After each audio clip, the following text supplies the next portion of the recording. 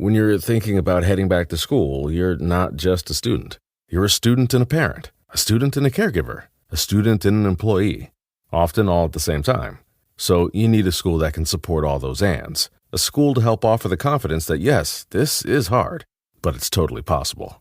National University is here to support the whole you. Career, family, finances, and even mental health. National University. Learn more at nu.edu.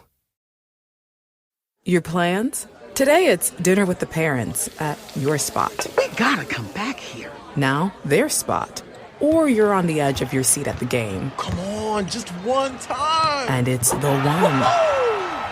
Or maybe you're catching the next flight to... Now boarding flight 1850. Oh, that's you. The choice is yours. And when you're with Amex, it's not if it's going to happen, but when. American Express. Don't live life without it.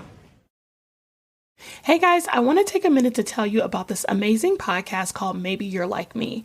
Maybe You're Like Me is a podcast for dreamers and doers who take life's lessons and level up to look more like Christ. Maybe You're Like Me features the transparent musings of host Alicia L. Watson, a God girl chasing after her purpose. And if y'all know anything about us over here, we love that for sis, okay? The podcast topics are related to business, Christianity, motherhood, friendship, marriage, general self-awareness, and so much more.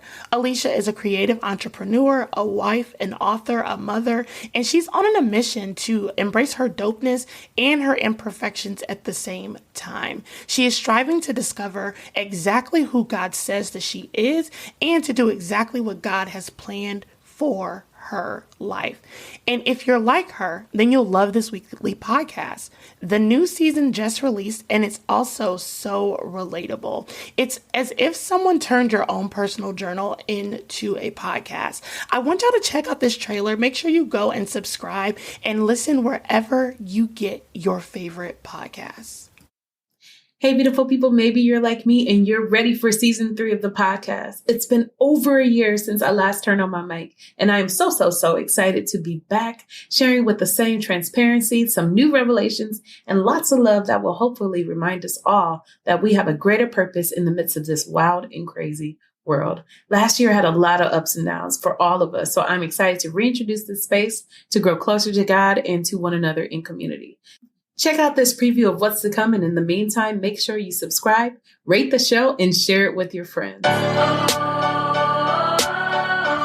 You're listening to Maybe You're Like Me, the transparent musings of a God girl chasing after her purpose.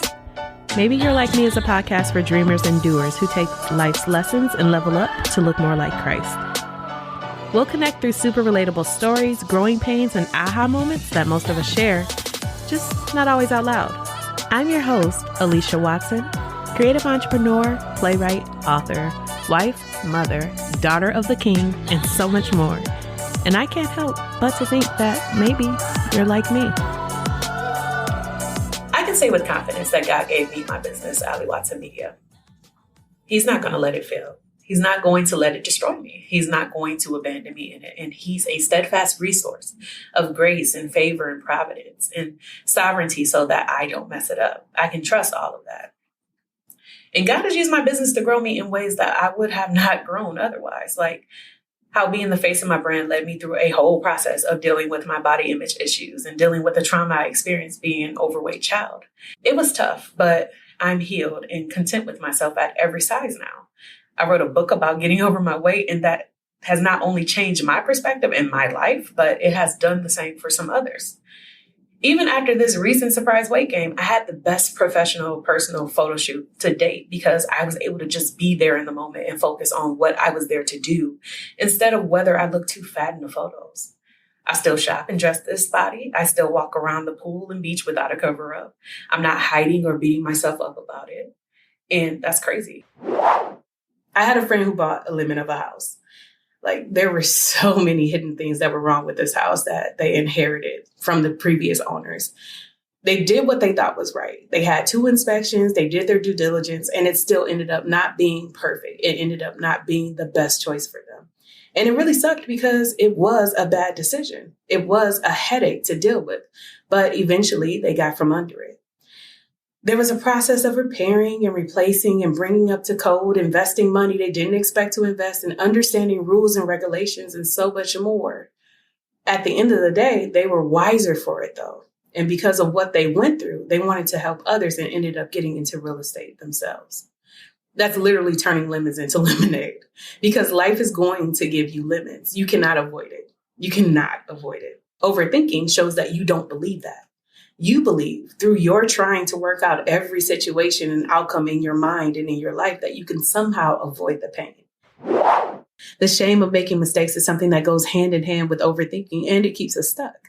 I talked about overthinking before and how we overthink mostly because we don't want to make a mistake, because that brings mental pain. But because we're not perfect, we're going to make some mistakes. And sometimes those mistakes cause us to feel shame.